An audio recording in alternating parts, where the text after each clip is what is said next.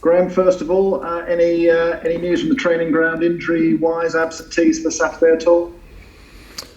No problems from the weekend. Boys have trained well this week. We're still without Dan and Joel, Tariq and Danny, but no fresh problems from the weekend. How pleased were you to get the season off to a winning start? Yeah, I mean, of course, we said before the game it would be nice to hit the ground running, nice to get 3 points. That's all it is. It's only 3 points, but it's. I think it was important for us. For lots of reasons, as I said after the game, we had a relatively disrupted pre-season, and then to go a goal down with fans in the stadium so early, to see that period out, and then to come back and come from behind in the Premier League is not easy to do. So really pleased with the character, the spirit of the players, and yeah, it's a great start for us. But as I said, that's all it is, and we have to go again at the weekend. Talking of fans, Graham, we all know what the Amex is like when it's full and rocking. Do you have like an extra special anticipation ahead of Saturday? Well, I think we're all looking forward to it because we had a taster against Manchester City at the back end of the season with crowd there, and they made a fantastic atmosphere. It was an incredible evening. Obviously, it was a good game and a good result for us, which makes it better. But the fans were brilliant, and I'm sure a full house it'd be special because we haven't been together for so long and we've been through a lot. So it'd be wonderful to see them. And last one from me. What have you made of Watford, analysing their first match, and also just talking about the promoted sides in general? What's the calibre of those three promoted sides in general this season? I think high is the calibre. I think Watford have done really well. The coach there has done a fantastic job. Came in when the club won necessarily a good moment in the Championship, and has looked like galvanised and got them together, and fantastic to achieve promotion. They've got some really talented players, and a team spirit there that it looks like they're fighting for each other and then make it difficult. So deserved win against Aston Villa, which is not easy to do. So they come with 3 points as well from the opening day. So it's going to be a tough game. Thanks, Graham. No problem.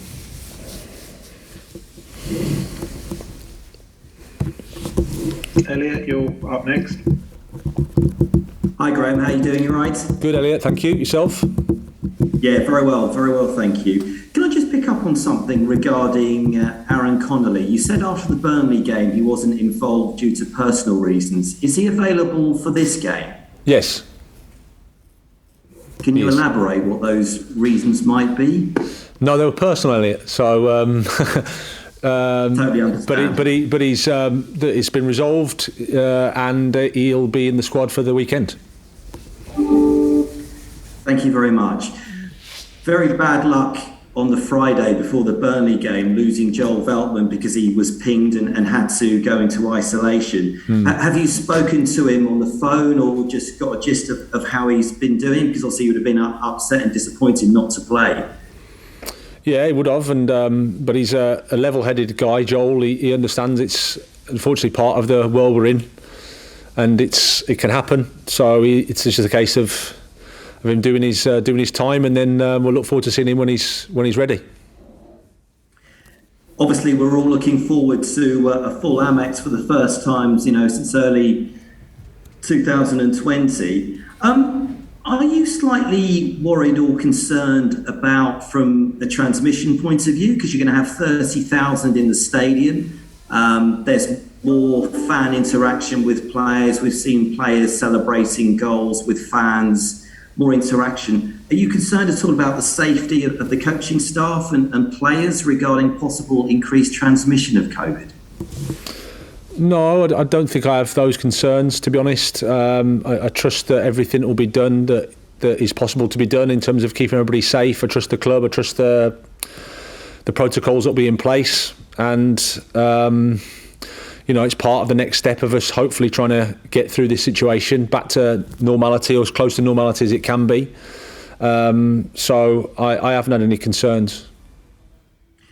And how important is it that players are vaccinated? Well, yeah, I mean, of course, for many reasons.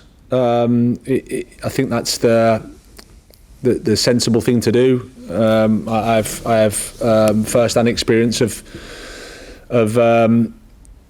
a family member that wasn't vaccinated and unfortunately lost their lives with the illness. So it's something that I would encourage, of course, and it's important for everybody to consider with their own situation what to do.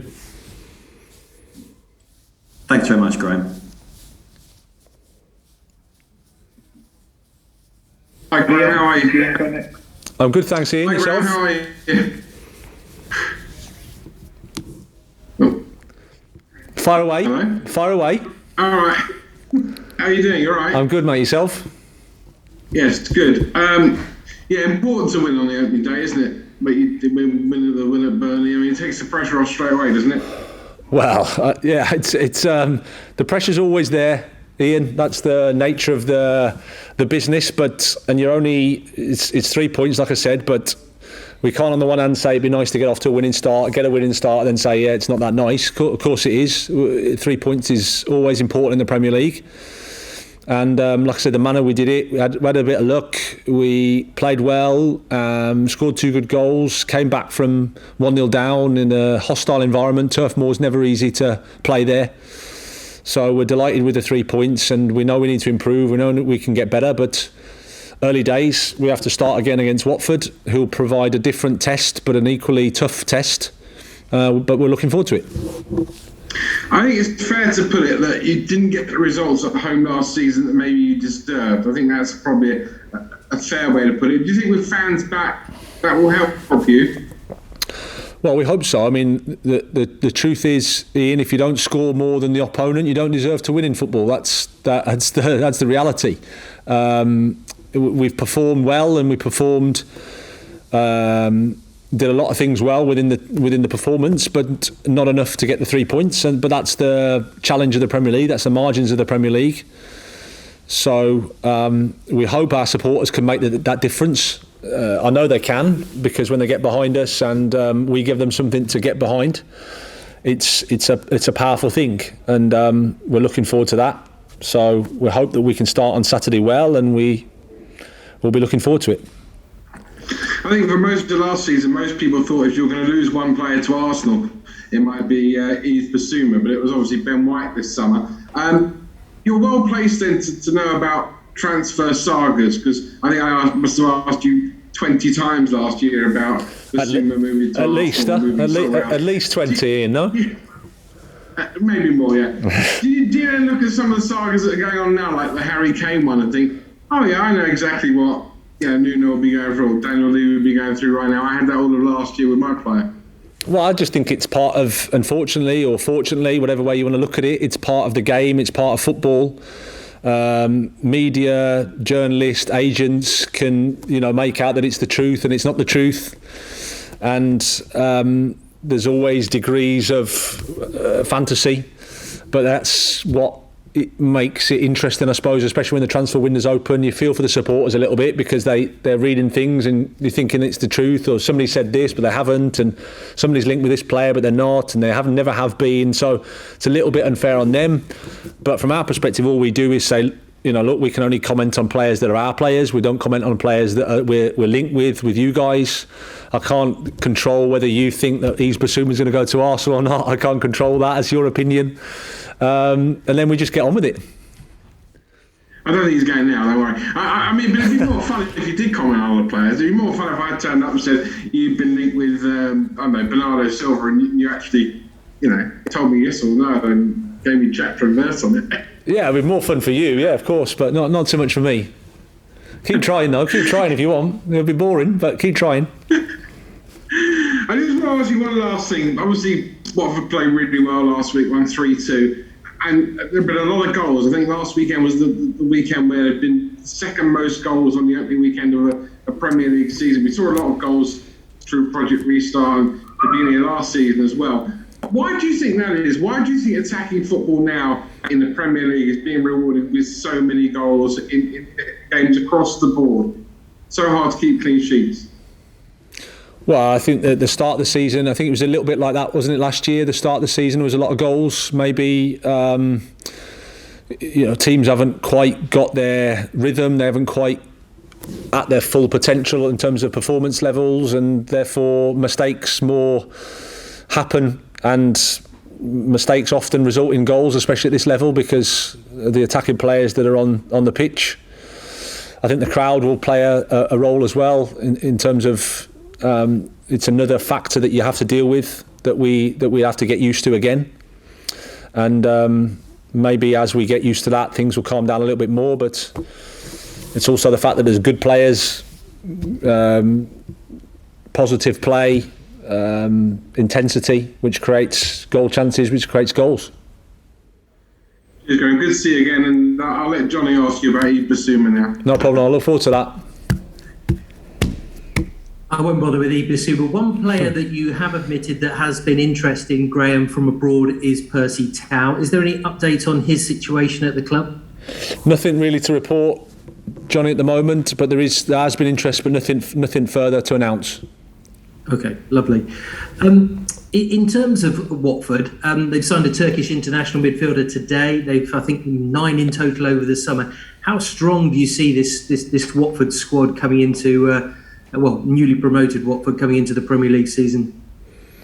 Yeah, very strong. I mean, they're newly promoted, but it wasn't so long back that they're in the FA Cup final, finishing in a good position in the Premier League. So it's not like we're facing a club that isn't used to this level at all, and they've got some high quality players. And like I said, they've done a fantastic job gaining promotion on the first of asking, and how they've done it. They've done it with an identity. I think they've got a clarity of how they're playing, which suits the players they have. So they've done it really well, and there'll be a tough opposition for us. I know you've talked a lot about the fans coming back, and we experienced the Manchester City game, but what are you hoping that your team can harness from an Amex crowd across the season, at good moments in games, but also in bad moments in games as well? Yeah, I've always said that the most important relationship at a football club is the one between the supporters and the players. We've missed that, of course, and we've been trying to develop a playing style and a team that the supporters can be proud of, that they can get behind.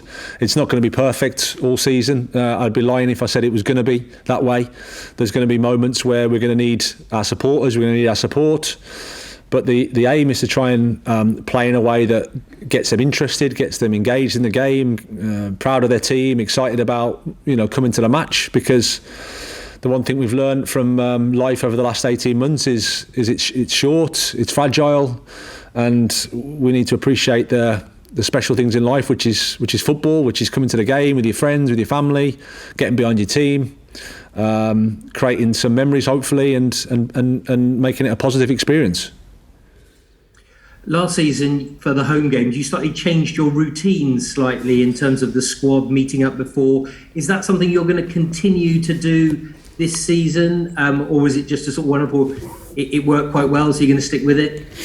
No, I think it's something that we'll look to continue. It's nice to be together the day before a game, and it gives you sort of time to have some meetings, arrive to the game a little bit later, not be hanging around the ground so much. So there's some positives to it. And is there anything you're doing differently this season that you've maybe introduced for this campaign in terms of build-up preparation? It's just a beard, Johnny, I think, at the moment. Just a beard. Yeah. Well, I've told you I like that, so that's working quite well, as well as your own clobber. So nothing else. Brilliant. All right. Cheers. Cheers.